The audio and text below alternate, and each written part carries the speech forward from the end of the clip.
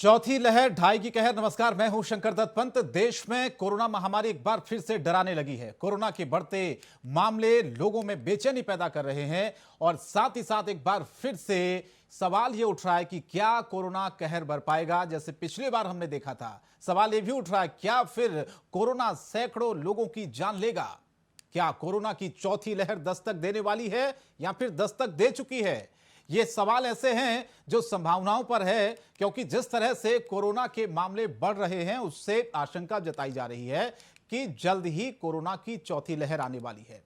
बता दें आपको कि चीन के शंघाई शहर में जिस तरह से कोरोना ने कहर बरपा रखा है उससे पूरी दुनिया डरी हुई है।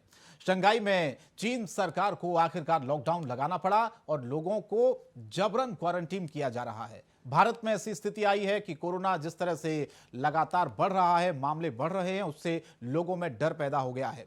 हालांकि आईआईटी कानपुर की भविष्यवाणी पर गौर करें तो कोरोना की चौथी लहर मिड जून तक आ सकती है और अगस्त तक अपने पीक पर रहेगी। यानी कि एक छोटी सी गलती आपको भारी पड़ सकती है। ऐसे में सावधान रहने की जरूरत है, क्योंकि कोरोना की चौथी लहर आएगी तो वहीं कहर भी ढा सकती है। इसीलिए सबको सुरक्षित रहना है, सावधानी बरतनी है। आज कोरोना महामारी की चौथी लहर पर चर्चा करेंगे हम अपने खास मेहमानों के साथ। लेकिन जिस तरह की परिस्थितियां, जिस तरह से एक बार फिर से कोरोना लगातार फैलता जा रहा है, केसों की संख्या बढ़ती जा रही है, वो चिंता को बढ़ा रहा है।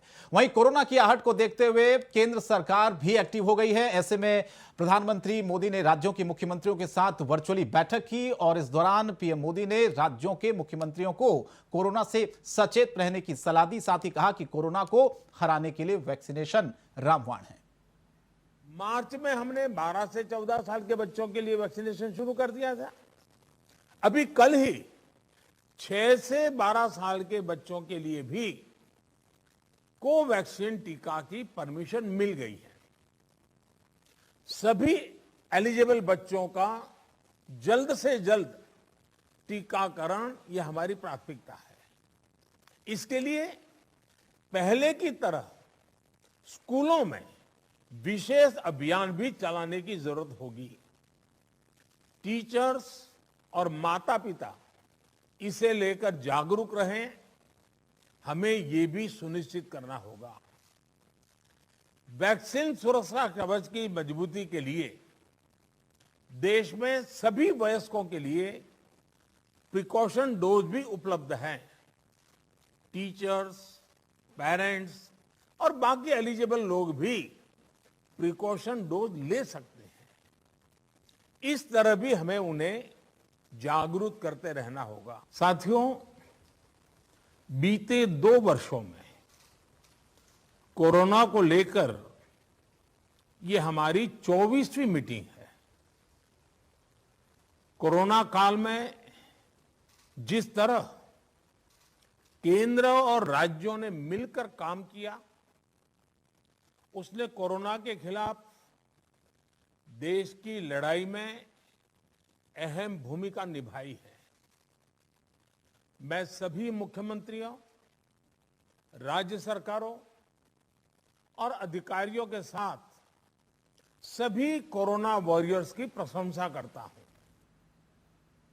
और प्रधानमंत्री मोदी की अध्यक्षता में आज कोविड-19 के संबंध में आयोजित वर्चुअली बैठक में यूपी के सीएम योगी आदित्यनाथ भी शामिल हुए और उत्तर प्रदेश में कोविड प्रबंधन के अंतर्गत चल रही गतिविधियों से उन्हें अवगत कराया। मैं आभारी हूं आदरणीय प्रधानमंत्री जी का कि विगत 2 वर्षों के दौरान इस सदी की सबसे बड़ी महामारी में जिस प्रकार का नेतृत्व और मार्गदर्शन आपका प्राप्त हुआ, जिसके कारण इस सदी की सबसे बड़ी महामारी को न केवल नियंत्रण करने में बल्कि दुनिया के अंदर सबसे अच्छी रिकवरी रेट लाने में भी भारत को सफलता प्राप्त हुई है। और जो मंत्र आपने दिया था जीवन और जीविका को बचाने के लिए, उत्तर प्रदेश उसका अक्षरशः पालन कर रहा है। पिछले 2 सप्ताह से उत्तर प्रदेश के अंदर कुछ एनसीआर के जो जनपद हैं हमारे गौतम बुद्ध नगर और गाजियाबाद में कोविड-19 के मामलों में थोड़ा बढ़ोतरी देखने को मिली है। राज्य में बाकी स्थिति पूरी तरह नियंत्रण में है। इस समय हमारे पास कुल 84 एक्टिव केस हैं, जिसमें से 19 मात्र हॉस्पिटल में हैं। वे सभी कोमॉर्बिड हैं और विभिन्न बीमारियों से पहले से ही हॉस्पिटल में एडमिट थे। प्रदेश में हमारे पास इस समय जो कुल पॉजिटिविटी रेट प्रदेश की है, ओवरऑल पॉजिटिविटी रेट 1.87 है और अप्रैल माह की 0.1% है। अगर हम आज की पॉजिटिविटी रेट देखेंगे स्टेट की तो ये 0.19 है, लेकिन गौतम बुद्ध नगर में यह 5.2% है। मान्यवर, हम लोगों ने जो आपने ट्रेस, टेस्ट, ट्रीट और टीका का मंत्र दिया था, इसका पूरा पालन करते हुए प्रतिदिन आज भी हम लोग 1.25 लाख से 1.5 लाख के बीच में टेस्ट कर रहे हैं।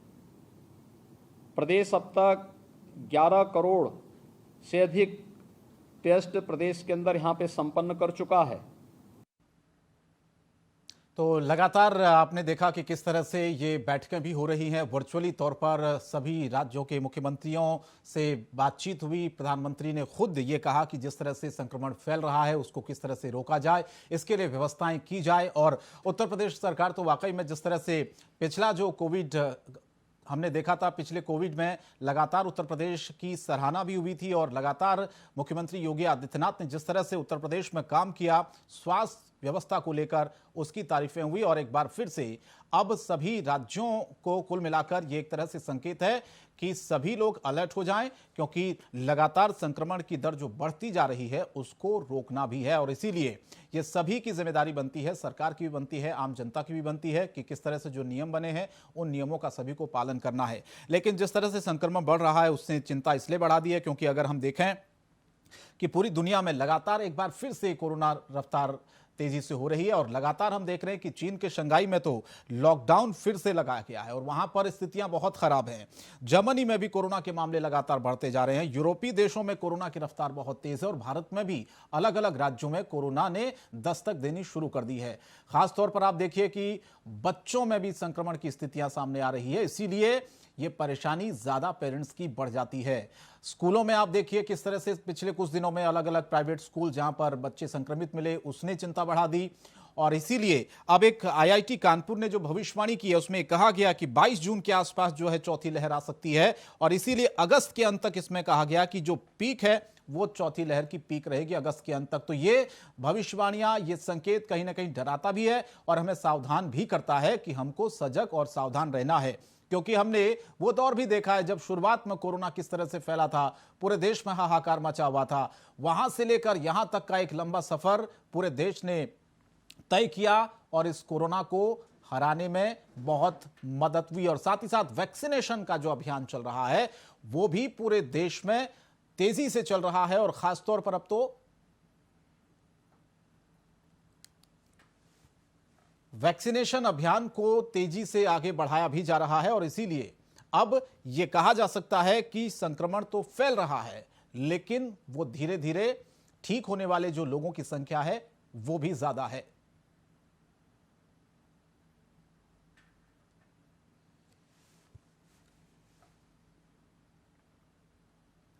तो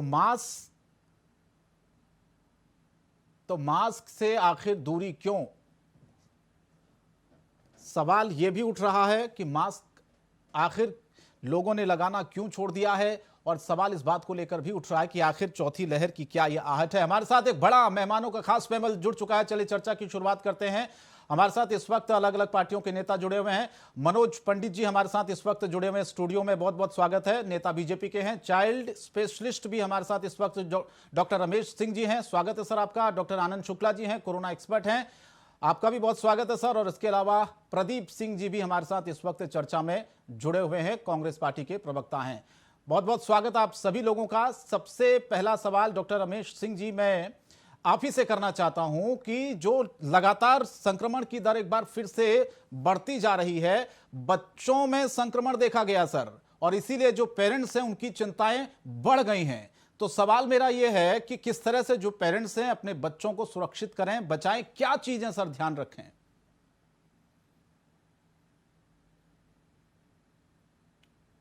रमेश जी, चलिए रमेश जी के साथ मेरी आवाज नहीं पहुंच पा रही है। मैं अपने आनंद शुक्ला जी के पास आता हूं। आनंद जी, जिस तरह से संक्रमण बढ़ रही है इसको लेकर आप क्या कहेंगे? क्योंकि सर कानपुर आईआईटी ने एक भविष्यवाणी भी की है जिसमें यह कहा गया है कि 22 जून के आसपास जो चौथी लहर है वो आएगी, अगस्त के अंत तक पीक पर यह चौथी लहर रहेगी।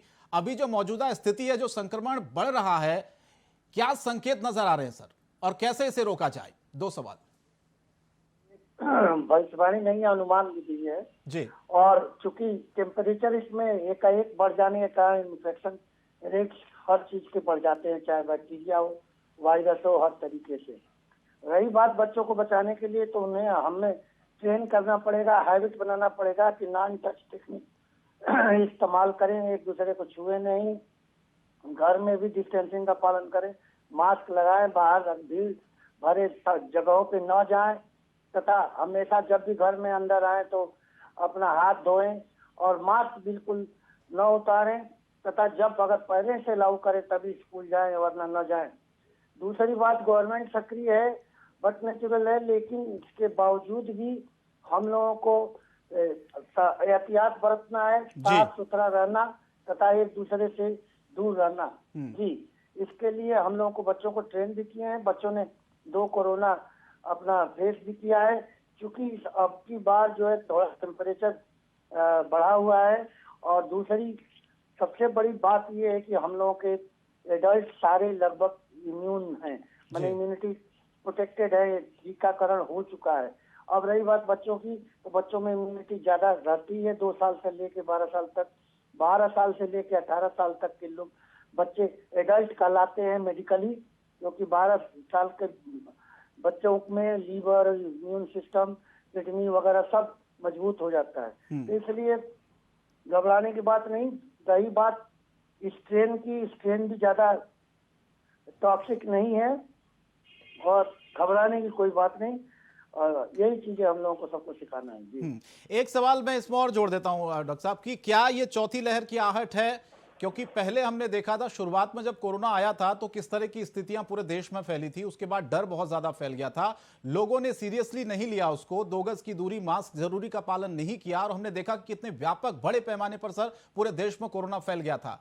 तो अब फिर से शुरुआत हो रही है। मैं बाजारों में देखता हूं, आपने भी देखा होगा, लोग मास्क लगाना छोड़ चुके हैं, 2 गज की दूरी छोड़ चुके हैं, भीड़ भाड़ में जा रहे हैं, तमाम जैसे पहले 2020 से पहले चल रही थी जिंदगी, आम जिंदगी, ऐसे ही फिर से लोग नॉर्मल सी लाइफ जी रहे हैं। उनको शायद डर खत्म हो गया सर कोरोना का। बिल्कुल आपने सही कहा, क्योंकि मास्क लोगों के उतर गए हैं, और इसमें गवर्नमेंट की, जैसे पहले फाइन लोग लगाते थे, तुरंत फाइन लगाना स्टार्ट करें।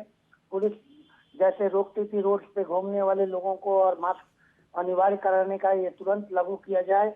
और ये वाकई में सही बात करते हैं। उसी तरीके से नाइट आउट्स बढ़ गए हैं, बारातों में भी लोग ज्यादा से ज्यादा जा रहे हैं, बिना मास्क के जा रहे हैं, भीड़ भरे चौक पे, सिनेमा हॉल सारे उसी तरीके से खुले। तो इस पे एक नोटिफिकेशन जारी करके इसको कंट्रोल करना पड़ेगा। जी ठीक है। डॉक्टर रमेश सिंह जी, अब आपको मेरी आवाज मिल रही है? चलिए, रमेश जी से मेरी आवाज नहीं मिल रही। मैं मनोज जी आपके पास आता हूं। बात उत्तर प्रदेश की कर लेते हैं, क्योंकि हमने देखा है कि प्रधानमंत्री ने भी वर्चुअली तरीके से सभी को जोड़ा, और मुख्यमंत्री योगी आदित्यनाथ ने जिस तरह से पिछले कोविड के दौर में हमने देखा कि काम किया उत्तर प्रदेश में, और उसकी सराहना पूरे देश में हुई, दुनिया में हुई। लेकिन फिर से संक्रमण बढ़ रहा है, तो क्या तैयारियां हैं सरकार की इसको लेकर? देखो शंकर भाई, अपनी तैयारी पूरी है। हम लोग चूंकि हमने जो पहली वेव और दूसरी वेव, जो दूसरी वेव में जितना नुकसान हुआ, और वो उसकी भरपाई कोई कभी कर नहीं सकता। मेरा मानना ये है कि जो कमियां रहीं, जैसे कि ऑक्सीजन नहीं था या और चीज़ें नहीं थी, उस ऑक्सीजन की वजह से लोगों को ज़्यादा परेशानी हुई, तो सरकार ने जितने हॉस्पिटल्स हैं वहाँ पे ऑन ऑक्सीजन प्लांट्स लगाने की बात की है। हमने ऑक्सीजन प्लांट्स लगा दिए हैं। जो कमियां हैं वो पूरी, आप देखो कि जो कोविड नियम्स के पालन है, जो बीच में हटा दिए गए थे, उनको दोबारा लागू करने की बात कही। जो आज सारे मुख्यमंत्रियों से बैठ के प्रधानमंत्री ने मीटिंग की और कहा कि भाई जहाँ पे अभी उत्तर प्रदेश और हम लोग दिल्ली की बात करें तो सबसे ज़्यादा केसेस यहीं से निकल रहे हैं, उत्तर प्रदेश और दिल्ली से। तो आप 1300 कुछ केस जो है उत्तर प्रदेश में है, और इतने ही शायद लगभग जो है दिल्ली में भी है।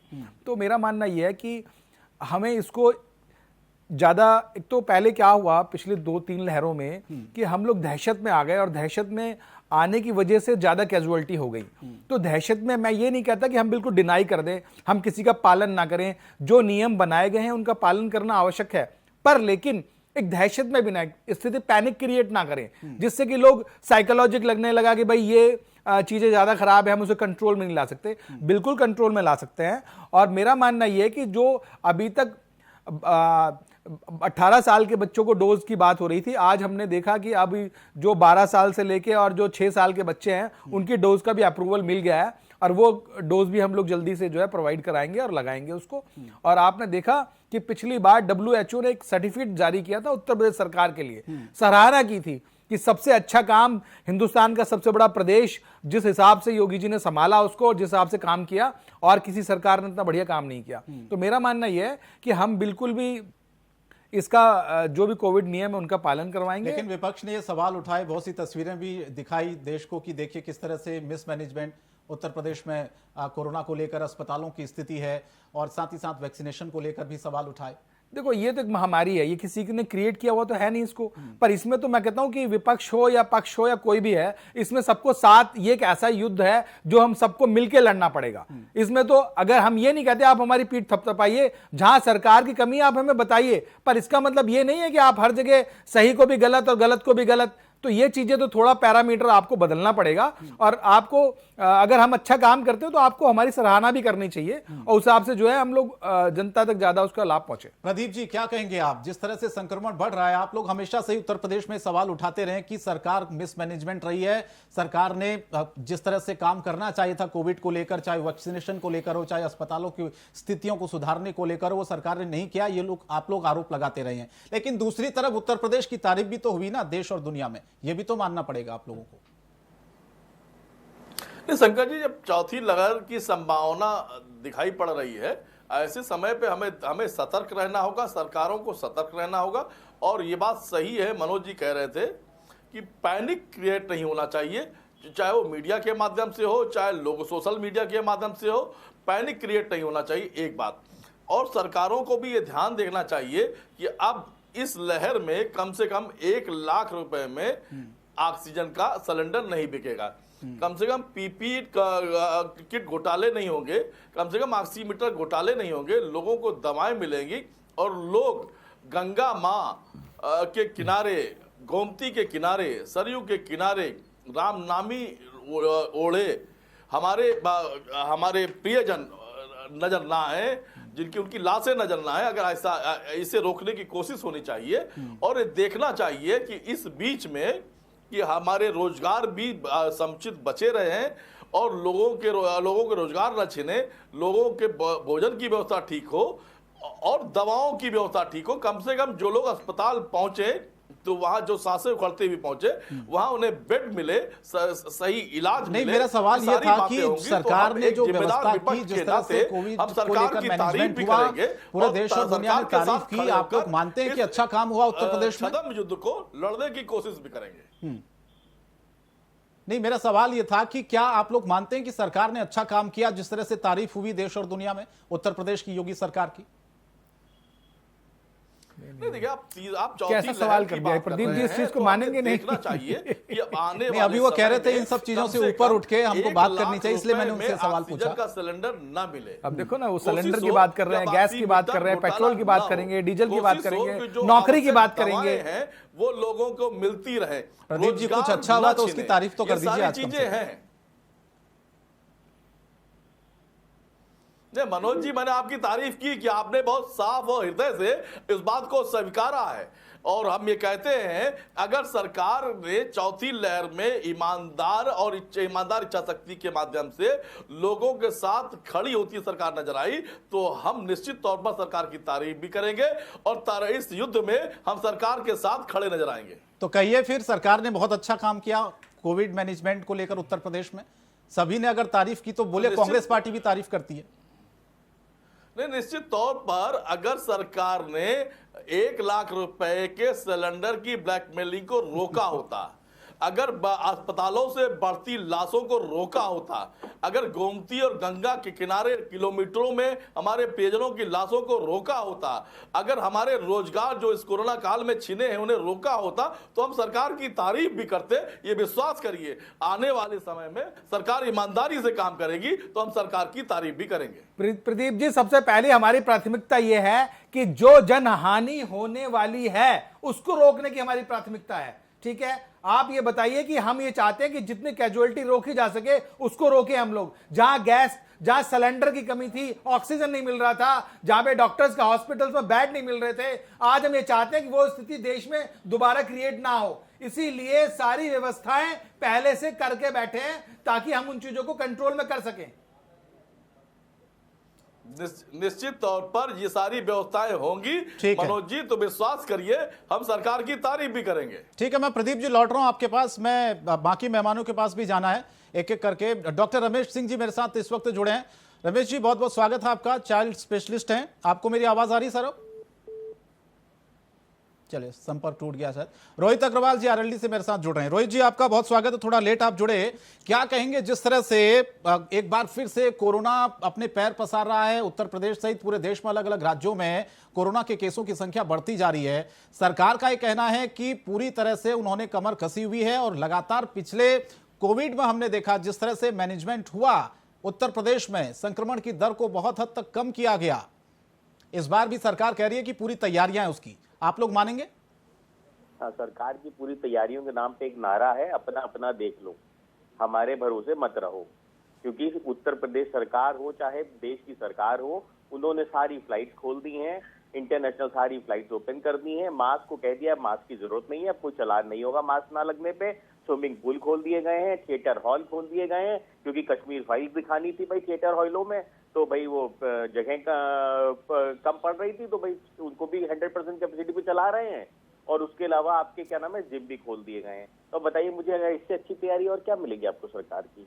अब कोई सोशल डिस्टेंसिंग का पालन नहीं हो रहा है कहीं पे भी, ना किसी सरकारी ऑफिस के अंदर, ना किसी प्राइवेट जगह पे, ना मार्केटों के ऊपर कोई सोशल डिस्टेंसिंग का पालन हो रहा है, ना किसी का कोई चालान कट रहा है। अब इससे अच्छा क्या आपको व्यवस्था मिलेगी कोरोना काल के अंदर सरकार की? जबकि आपने दूसरी लहर के अंदर देखा किस तरीके से लोग दवाइयों की लाइनों में लगे, अस्पतालों की लाइनों में लगे, यहाँ तक कि शमशान की लाइनों में लगे। पर सरकार को कोई सरोकार नहीं है इन सब चीजों से। सरकार को सिर्फ ये है, अपना अपना देख लो, हमारे भरोसे मत रहो। इसी नारे के ऊपर उत्तर प्रदेश सरकार चल रही है। आज की स्थिति है, अभी मनोज जी बड़ा बिलबिला रहे थे कि अभी पेट्रोल की भी बात करेंगे, डीजल की भी बात करेंगे, ये दाएं भी बात करेंगे, बाएं भी बात करेंगे। जब प्रधानमंत्री खुद कोविड की मीटिंग ले रहे थे तब उन्होंने पेट्रोल डीजल की बात कर ली।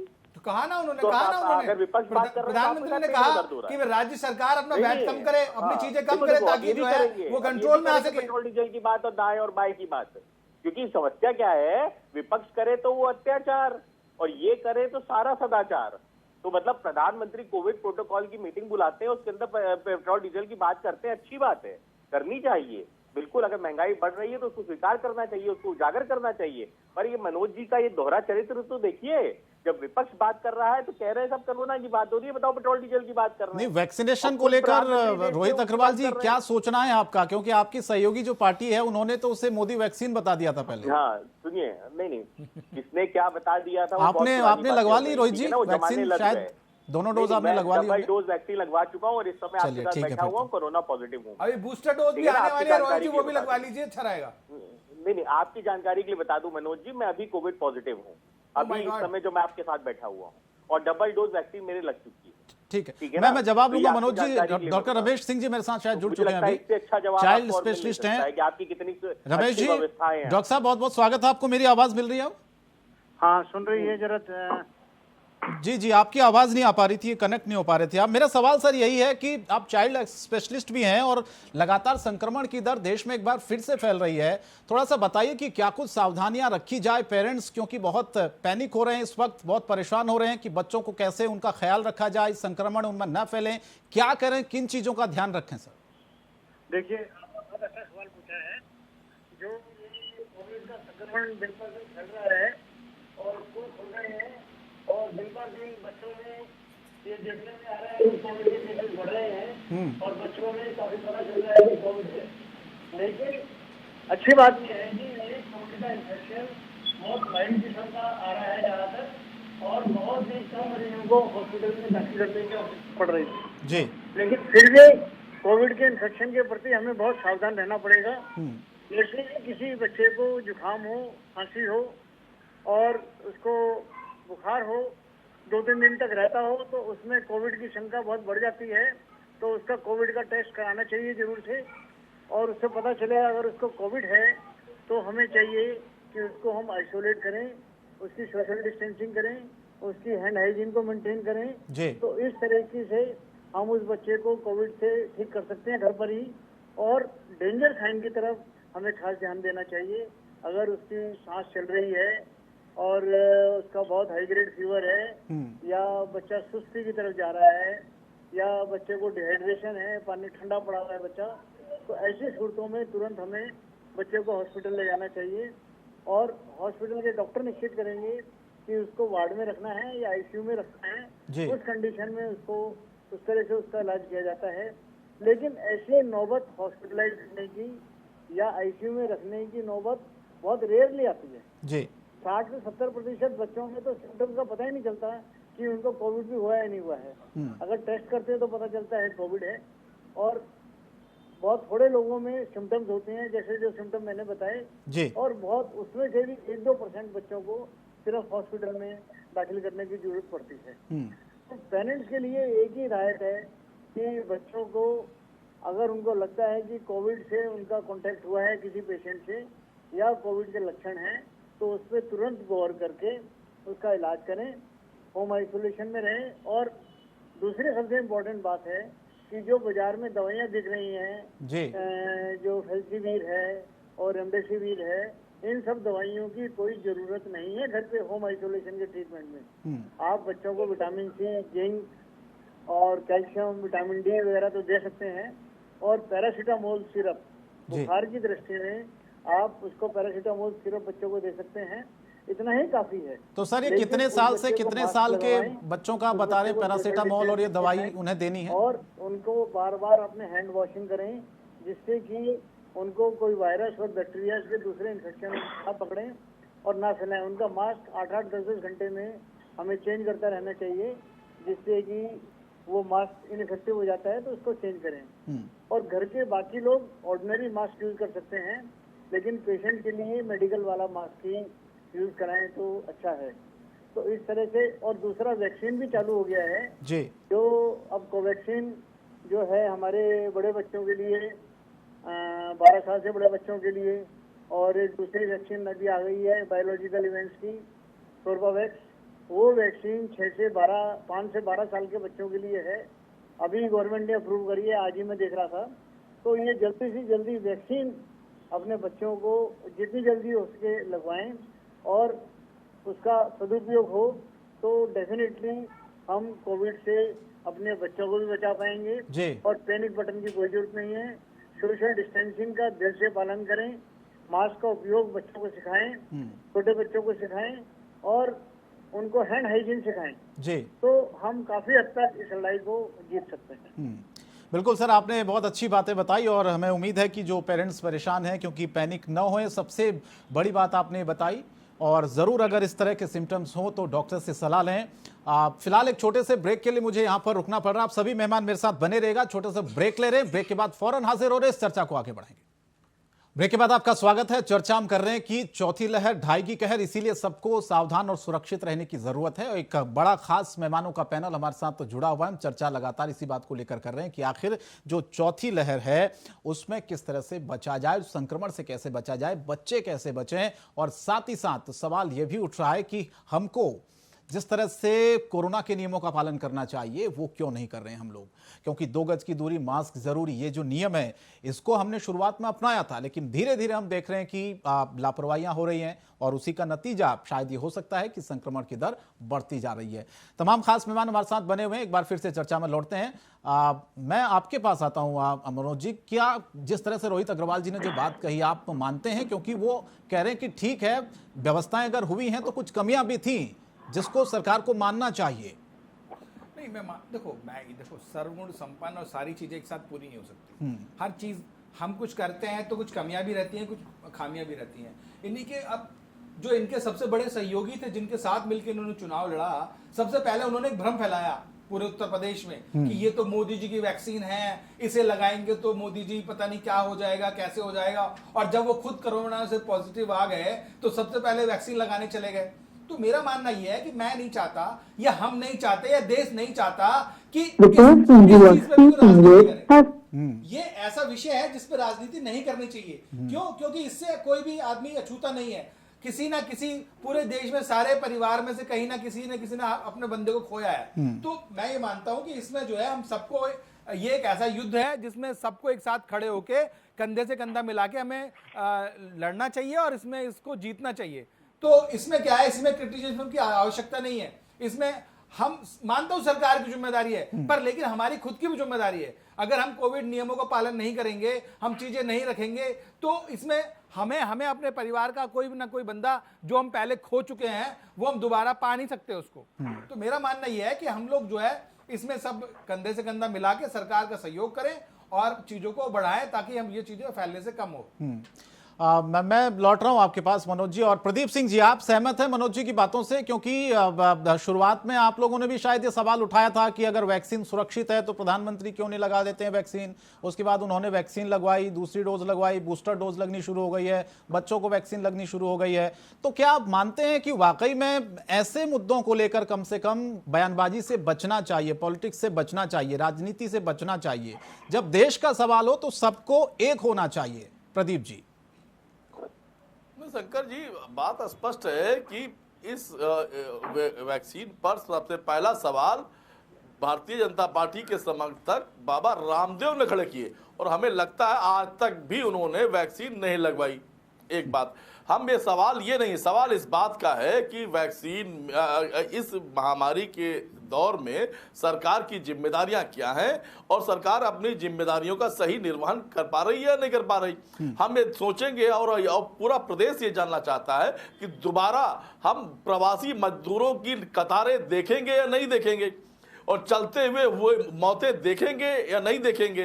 और उसके बाद एक राजनीतिक दल होने के नाते जब कांग्रेस पार्टी उनके लिए बसों की व्यवस्था कराती है तो आप हमारे प्रदेश अध्यक्ष को गिरफ्तार करके जेल भेज देते हैं। जब सभी राजनीतिक दल और सोशल एक्टिविटीज दवाओं की व्यवस्था कराते हैं तो उन्हें आप दवाओं की व्यवस्था कराने नहीं देते।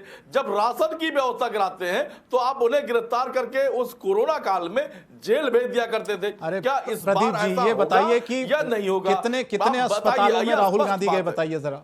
आप कितने अस्पतालों में वो गए कोविड के दौर में जब देश लॉकडाउन था? कितने लोगों से वो मिले, कितने प्रवासी मजदूरों से मिले जिसका आप जिक्र कर रहे हैं?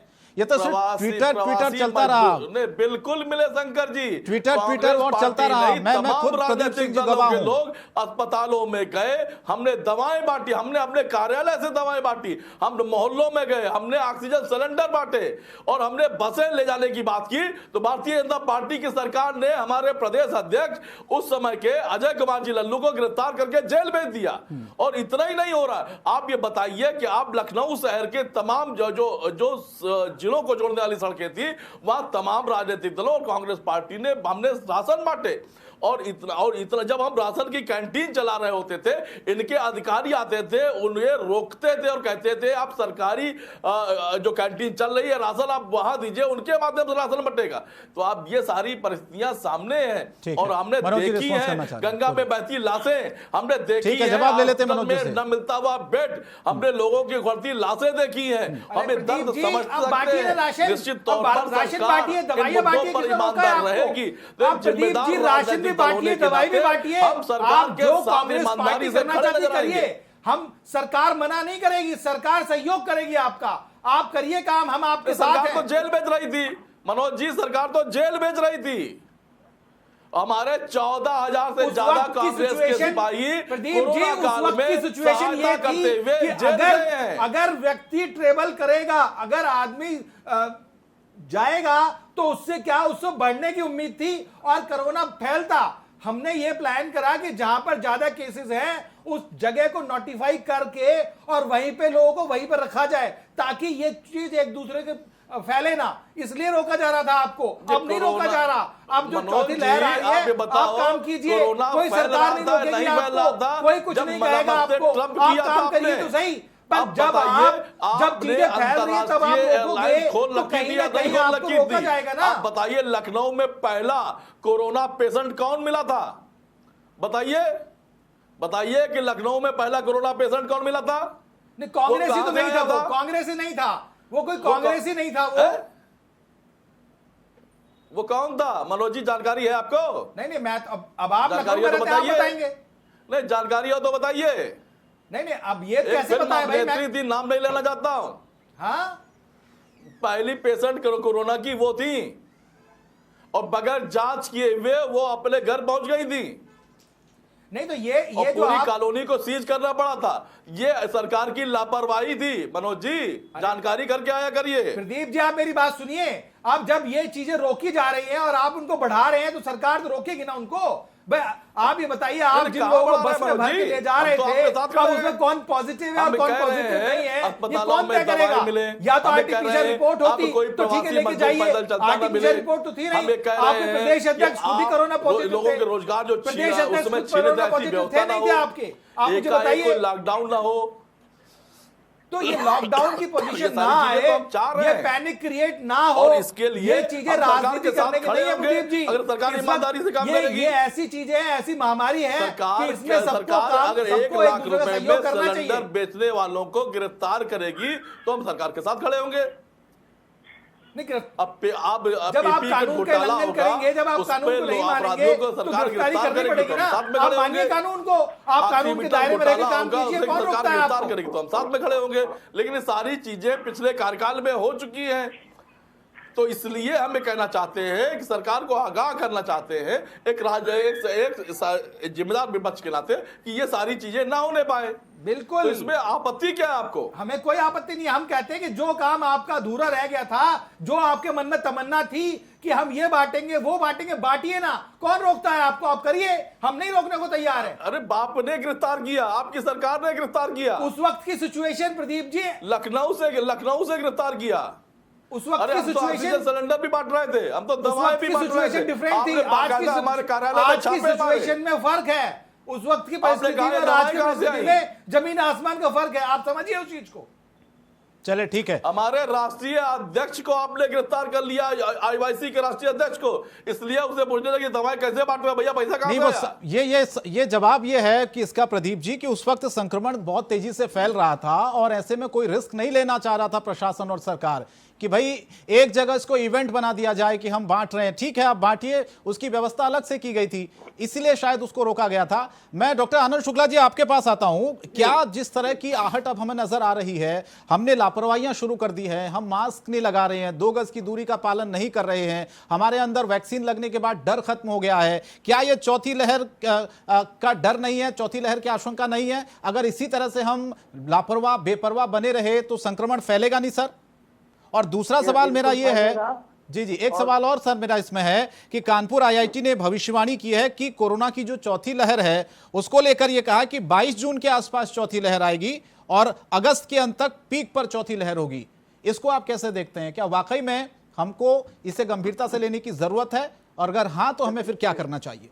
ये बिल्कुल सही है, क्योंकि 2008 में दिल्ली यूनिवर्सिटी में मैंने ये भविष्यवाणी की थी कि वायरस के बारे में, कोरोना वायरस के बारे में 20 साल पहले ये कुत्तों में पाया जाता था और कुत्तों के वैक्सीन अभी भी चालू है, तो इसलिए लाजमी है कि ये पृथ्वी पे है। रही बात की कोरोना को कैसे प्रिवेंट किया जाए, तो हम लोगों का बहुत अच्छी तरीके से चल रहा है। बाकी वो जो नेताजी बोल रहे थे कि ये सिलेंडर और गैस सिलेंडर पता नहीं क्या क्या आ गया, उससे कोई मतलब नहीं है। दुनिया को बचाना है हमें हर तरीके से।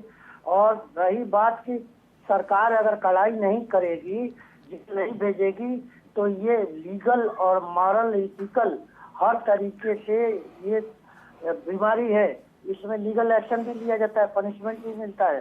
हवा में न रहे, कोई भी पनिश किया जा सकता है, क्योंकि ये कानून है। कानून में आपको 4 आदमी एक साथ नहीं मिलने चाहिए, जैसे 144 है, उस तरीके के ये कानून लागू किया जा सकता है। और रही बात ट्रांसपोर्टेशन की, तो ट्रांसपोर्टेशन की इन लोगों ने केवल बस खड़ी की थी। इसके पहले हम लोगों ने 8 लाख आदमी दिल्ली से, बोल रहा हूँ, दिल्ली से ट्रांसपोर्ट कर दिए थे हम लोग, क्योंकि मैं जानता था कि ये बीमारी आएगी और खतरनाक आएगी, लोग दहशत भरे माहौल में मरेंगे और यहाँ लाशों की ढेर लग जाएगी। हम लोग सीरियस थे, इसलिए हम डॉक्टर लोग इस तरीके का फटाफट रात में ही यहाँ से हटाना चालू कर दिए।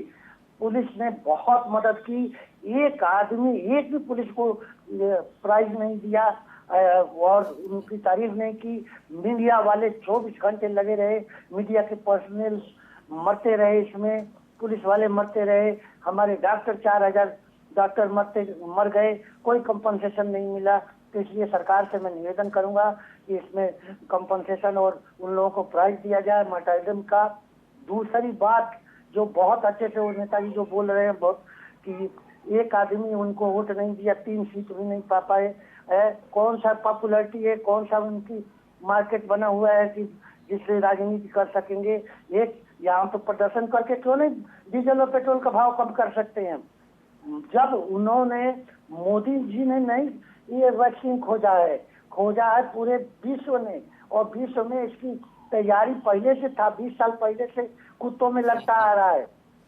तो अब ये सब चीजें अच्छी बात नहीं है, इस तरीके से नेतागिरी नहीं होती। तो कांग्रेस पार्टी खत्म क्यों हो रही है, लोग छोड़ क्यों रहे हैं। अरे डॉक्टर साहब, साहब, इलाज की ये बात अभी करो। आपको बीजेपी के डॉक्टर एजेंट साहब, बता इलाज की देंगे। बात करो। सुनो डॉक्टर साहब, सुनिए। आप सुनिए, अभी आपने प्रदीप जी हजारों बोलेंगे प्रवासी कि ये तो मजदूरों बीजेपी के को पैदल प्रवक्ता चलते है, देखा बीजेपी नहीं बात देखा, कर आपने रहे बंद की क्या हैं। आपकी? सच्चाई सुननी इनको अरे अच्छी नहीं भारतीय जनता लगती। पार्टी के प्रवक्ता ना डॉक्टर बनिए, हम साहब, आपका सम्मान आप करते हैं सुनिए, और सच्चाई आपके सुनिए प्रोफेसर तो का सम्मान बिल्कुल करते हैं। गुस्सा हो जाएंगे। देखिए, बेशर्मी के आप बेशर्मों की सच्चाई तरह बोलिए, प्रवासी आप मजदूरों का इनकी अपमान मत भाषा करिए। बोलिए तो और खुश आपके होंगे कम से कम। डॉक्टर्स और अरे भाई ये नर्सेस इन बताइए पर भारतीय कि जनता पार्टी की जो सरकारों ने कोरोना लाठियां वॉरियर्स चलाई हैं, हैं, जो बेशर्मी काम वाली बात करना डॉक्टर्स बंद ने कर किया, दीजिए। जो काम पुलिस कर्मियों ने किया, आप डॉक्टर जो काम हैं। सफाई कर्मचारियों ने डॉक्टरों किया, ने सरकार फ्रंट उनको लाइनर साधुवाद ने देती लड़ाई है। लड़ी है। सरकार हर और आदमी के उससे साथ आगे खड़ी थी। सरकार ने छोड़ दिया था। डॉक्टर साहब, अच्छा डॉक्टर साहब को फ्रेम में लाया जाए, उनके सवाल है शायद ईमानदारी प्रदीप जी से से। बताइए कि डॉक्टर साहब आपको को मदद फ्रेम में मिली थी लाएंगे। क्या? प्रदीप जी, डॉक्टर साहब पूछिए सवाल।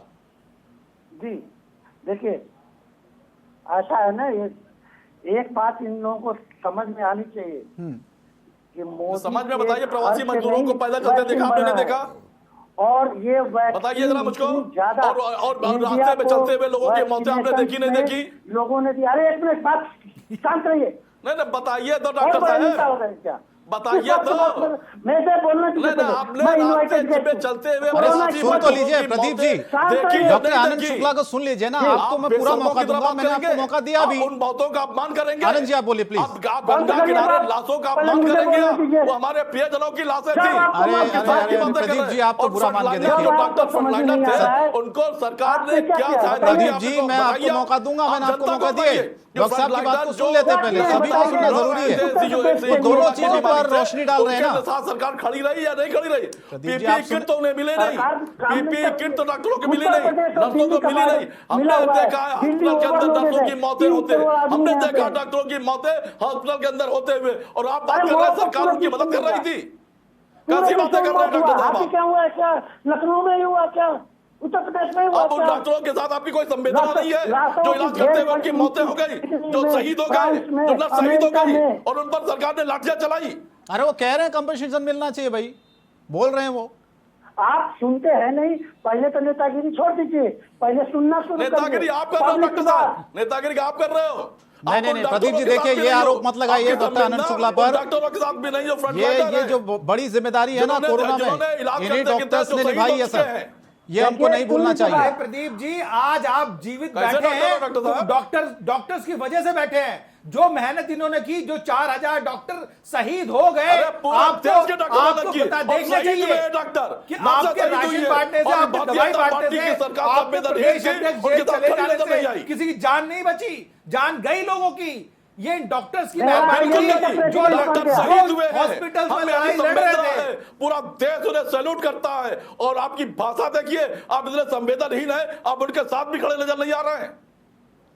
आप भाषा का प्रयोग कर रहे हैं, संवेदनशील आप हैं। मेरा आईएमए का प्रेसिडेंट अरे प्रदीप जी, सवाल पूछना ये कौन सी संवेदनहीनता होगी भाई, आप बताइए। डॉक्टर साहब ने सवाल उठाए हैं, आप जवाब दीजिए अगर आपके पास है तो। नहीं, सवाल पूछिए, बताइए सवाल पूछ रहे हैं बार बार, वही तो आप सुनने तो दीजिए। डॉक्टर साहब प्लीज संक्षेप में मैं कहूंगा, पूछिए। डॉक्टर आनंद शुक्ला सवाल पूछ रहे हैं, प्रदीप जी जल्दी से जवाब दीजिए अगर आपके पास है, फिर मैं जी रोहित जी के पास जाऊंगा। 1 मिनट मेरी बात सुन लीजिए जी। कोरोना पे मैं 30 साल से रिसर्च कर रहा हूँ, और मेरा साथ केवल एयरफोर्स वालों ने दिया, और एनएसजी ने दिया कि ये नेशनल सिक्योरिटी क्या सबसे बड़ी बायो टेररिज्म भी हो सकता है, वो चाहे चाइना से आए चाहे अमेरिका से आए। इस तरीके से इकोनॉमी डिस्टर्ब की जाती है, डीपॉपुलेट की जाती है, बहुत सी चीजें हैं जिसका अभी तक अध्ययन नहीं है। अब एक बात ये है कि आज चौथी लहर नहीं 40वीं लहर भी आती जाएगी, म्यूटेशन होता जाएगा। इसमें नेता लोग पॉलिटिक्स में क्या कर सकते हैं वही मैनेजमेंट तक रहें, रिसर्च ना करें। रिसर्च के लिए हम लोग बैठे हुए हैं। और एक बात सुन लीजिए, मीडिया और पुलिस के अलावा आपके पास न सोच है, न दिमाग है, न दया है, न संवेदना है, न ही पैसा है। आप कुछ नहीं कर सकते। बैठिए बस। ठीक है, अब मैं रोहित जी के पास आता हूं। रोहित जी, डॉक्टर साहब ने जो बातें कही हैं, नहीं, डॉक्टर साहब ने सवाल क्या किया हमारी समझ में नहीं आया। रोहित जी से मेरा जवाब है वो जी रोहित जी, डॉक्टर आनंद जी ने जो बातें कही हैं, आप सहमत हैं? आपको लगता है कि वाकई में हमको राजनीति से ऊपर उठ के देखना चाहिए? क्योंकि वैक्सीन को लेकर भी बहुत सी भ्रांतियां फैलाई गई सर। किस तरह की परिस्थिति, किस तरह का डर पूरे देश में फैला, वो हम सब ने देखा। लोग डरने लगे थे वैक्सीन लगाने से पहले कि भैया पता नहीं क्या हो जाएगा, इसमें क्या क्या मिला हुआ, ना जाने क्या क्या कहा गया। देखिए, विपक्ष का काम होता है क्रिटिक्स का, और विपक्ष का काम होता है जो सरकार की कमियां हैं उनको उजागर करना। विपक्ष का काम ये नहीं होता है कि बैठ के हम सरकार के गुणगान गाएं, ठीक है ना। विपक्ष की अपनी एक भूमिका होती है, एक सकारात्मक भूमिका होती है, और विपक्ष का काम होता है जहां जहां सरकार लैग कर रही है वहां पे हम उनको आईना दिखाएं और वहां पे हम उनसे कहें कि आप यहाँ पे इम्प्रूव करिए अपने आप को। क्योंकि सरकार के चारों तरफ सिर्फ चाटुकार होते हैं। जैसे अभी हमने देखा कि एक कोई डॉक्टर के नाम पे यहाँ पे चाटुकारिता कर रहे थे, वो कांग्रेस विरोधी थे, तो वो कांग्रेस को ही कोसना शुरू कर दिया उन्होंने। अब कांग्रेस इसके अंदर क्या करे भैया? नहीं, कोसा नहीं, ये गलत कह रहे हैं अग्रवाल साहब। अग्रवाल साहब, आपको सच्चाई, देखिए, इसको कोसना नहीं कहते हैं सर। आपको सच्चाई बुरी लगती है, सच्चाई कड़वी लगती है आपको। कोई आदमी अगर सच्चाई बताता है तो वो क्या किसी का गुणगान कर रहा है? आप मुझे बताइए। हो क्या चैनल पे? नहीं, आपके पेट में क्यों दर्द हो रहा है भाई? मैंने तो आपका नाम भी नहीं लिया, मैं तो उनकी बात कर रहा हूँ। आप दर्द आपके पेट में हो रहा है, इसका मतलब कहीं ना कहीं कनेक्शन तो है, कुछ तो है। चुटकी इधर काटो, दर्द उधर से। अगर दर्द होगा तो डॉक्टर ही दवाई देगा ना। ये पूछ रहा हूँ, कुछ तो मामला गड़बड़ है। एक देखिए, मेरा मिनट मतलब ये है, विपक्ष का काम है क्रिटिक्स का, और क्रिटिक्स का काम ये होता है कि जो भी कमियां हैं उसको उजागर करना, सरकार की सहायता करना नहीं है। हमारा आप काम है। समाज प्रताड़ित हो रहा है, पीड़ित हो रहा है, उसका सहायता करना नहीं है। आप हेलीकॉप्टर से आ रहे हो, खाली देखने आ रहे हो कि लाशें कितनी हैं। रोडों पे थी, विपक्ष आपने क्या किया दिल्ली के लिए? क्या किया? अरे तो सुनोगे तब तो पता चलेगा आपको। हाँ बताइए, सुनोगे पता चल जाएगा। हाँ बताइए क्या किया? कोरोना, कौन सा कोरोना 30 साल से था? वो म्यूटेट अलग था जो 30 साल पहले था। बता रहे हो 30 साल से कोरोना, यहाँ बैठ के जनता को बेवकूफ बना रहे हो। 3 साल कोरोना को। अरे देखिए रोहित अग्रवाल जी, ऐसी भाषा का प्रयोग मत करिए। वो एक बहुत अच्छे, अभी तो आप ही कह रहे हो आप पॉजिटिव हो, आपने खुद ही कहा पॉजिटिव हो।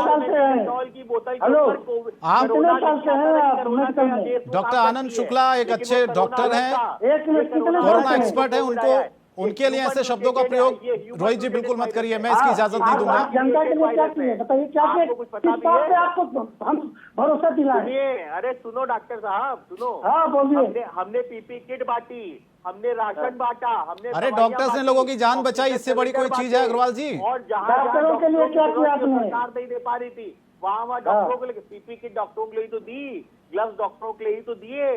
दिल्ली में क्या किया? सरकार नहीं दे पा रही थी। दिल्ली में क्या किया? जो सरकार नहीं दे पा रही थी वो पीपी किट हम डॉक्टरों को प्रोवाइड करा रहे थे, क्योंकि डॉक्टर करना चाहते थे। दिल्ली में आपकी सरकार नहीं थी? बेचारे अगर ना होते तो क्या बात कर रहे हैं अग्रवाल साहब? सरकार के पास अगर पीपी किट नहीं थी तो फिर आप लोगों के पास कहां से आई भाई? ये तो देखिए, ये तो फिर सवाल उठता है ना इस पर। देखिए, आरएलडी के राष्ट्रीय अध्यक्ष चले गए कोरोना में, आप बताइए क्या उनको इलाज नहीं मिला? तुमने दिया इलाज? तुमने दिया इलाज? नहीं, अरे संवेदनशीलता है कि नहीं है? एक संवेदनशीलता है कि नहीं है? प्रिवेंशन पे वर्क करिए, बिल्कुल। इससे कोई फायदा नहीं है। पेट के ऊपर अपना चेहरा चमकाने के लिए आप प्रिवेंशन पे बात करिए, के लिए कुछ भी बोल दोगे। आप कितना काम कर रहे हैं उसको उजागर शर्म करिए। लिहाज है, पढ़े लिखे हो कि अनपढ़ हो? अरे डॉक्टरों ने जान बचाई नहीं बचाई अग्रवाल जी, बताइए। पढ़े लिखे हैं बहुत, आपको बहुत ज्यादा नॉलेज है, लेकिन एक चीज नहीं, यहाँ कोई चेहरा चमकाने नहीं आया साहब। रोहित जी मैं क्लियर कर दूं, भाषा को संयमित रखो। तुम भारतीय जनता पार्टी के चाटुकार हो सकते हो, भारतीय जनता पार्टी के पपेट हो सकते हो, पर अपनी भाषा को संयमित रखो। विपक्ष के ऊपर जब भी टिप्पणी करो तो उससे पहले 100 बार सोच लो। ये किसके लिए अग्रवाल जी आप कह रहे हैं? राष्ट्रीय ये शब्द आपके किसके लिए हैं? पर अगर टिप्पणी कर रहे हो जो दिवंगत हो गए हैं कोविड के अंदर, कोरोना के अंदर, तो अपनी अपनी संवेदनशीलताओं को अगर डॉक्टरों के लिए नहीं बोलना चाहिए आपको। अरे इस तरह के शब्दों का प्रयोग किसी एक्सपर्ट के लिए, किसी डॉक्टर के लिए अग्रवाल जी आप कर रहे हैं, क्या बोल रहे हैं सर आप? कि डॉक्टरों के लिए पीपी किट बांटी और क्या कर दें हम? डॉक्टरों के लिए हमने ग्लव्स बांटे, पीपी किट बांटी, इसके बाद आप क्या कर सकते थे बताइए? अरे अभी प्राइस डॉक्टरों के लिए आप जितने मरे जो डॉक्टर मर रहे थे कोरोना के अंदर, उनके लिए हमने आवाज उठाई और हम क्या कर सकते हैं? आप और आवाज बोलते रहिए। करते हैं हमसे, चलिए ठीक है, उम्मीद करते हैं जो विपक्ष कर सकते थे वो हमने विपक्ष किया। विपक्ष नहीं किया आपने। भूमिका क्या डॉक्टरों का कोई योगदान नहीं है रोहित जी? सरकार ने किया, सारा योगदान आरएलडी का था, उसमें डॉक्टरों का कोई योगदान नहीं है जिसने लाखों लोगों की जिंदगी बचाई। 4000 डॉक्टर शहीद हो गए, चाहे वो कांग्रेस अपनी जान पर खेलकर लोगों की जिंदगी उन डॉक्टरों ने बचाई, उनका कोई रोल नहीं है, सिर्फ आरएलडी का रोल रहा है इसमें। सबका पूरा योगदान था, फिर सबका पूरा योगदान था हमारे कांग्रेस योगदान था, बताइए। अरे सर डॉक्टर्स का सबसे ज्यादा था, तो इतना अत्याचार ये बोलिए ना खुल के आज। ऑक्सीजन तो ला नहीं पाए, ऑक्सीजन तो एक सिलेंडर नहीं दे पाए। अरे चलिए ठीक है, मैं आखिर में डॉक्टर रमेश सिंह जी आपके पास आता हूं, अगर आपको मेरी आवाज आ रही है सर। ये राजनीतिक विषय से हटकर मैं आपसे सवाल करना चाहता हूं। बच्चे जिस तरह, ठीक है सर, डॉक्टर साहब मैं लौट रहा हूं आपके पास। बच्चों को क्या रमेश जी स्कूल भेजें? पेरेंट्स के मन में बहुत सी चिंताएं हैं। और दूसरा सवाल मैं आपसे जानना चाहता हूं कि जो आईआईटी कानपुर ने भविष्यवाणी की है सर कि 22 जून के आसपास जो चौथी लहर है, अगस्त के अंत तक पीक पर चौथी लहर होगी, इसको हमें कितनी गंभीरता से लेना चाहिए? और क्या चौथी लहर की आहट है देश में? क्या अगर ये हालात बन रहे हैं, संक्रमण का दर फैल रहा है, हम लोग मास्क नहीं लगा रहे हैं, 2 गज की दूरी का पालन नहीं कर रहे हैं, तो क्या फिर पहले जैसी स्थिति होगी? फिर से लॉकडाउन? क्या इस तरफ हम बढ़ रहे हैं डॉक्टर साहब? डॉक्टर रमेश जी आपसे सवाल था मेरा। बंद कर रहा हूं। चलिए डॉक्टर साहब से मेरी आवाज नहीं पहुंच पा रही है। रमेश जी आपको आवाज मिल रही मेरी सर? चलिए मनोज जी, जाते जाते मैं आखिरी कमेंट आपसे, जो रोहित जी ने कहा, और दूसरा मैं ये बिल्कुल रोहित जी मैं सारी बातों से एग्री हो सकता हूं आपकी, लेकिन आपने जो बात कही डॉक्टरों के योगदान को लेकर, देखिए मैं खुद इस बात का गवाह हूं सर। मैंने बहुत सी स्टोरियां उस समय की है जब पूरा देश लॉकडाउन था, मैंने देखा लोगों का दर्द और डॉक्टरों ने किस तरह से अपनी जान पर खेलकर लोगों को बचाया है।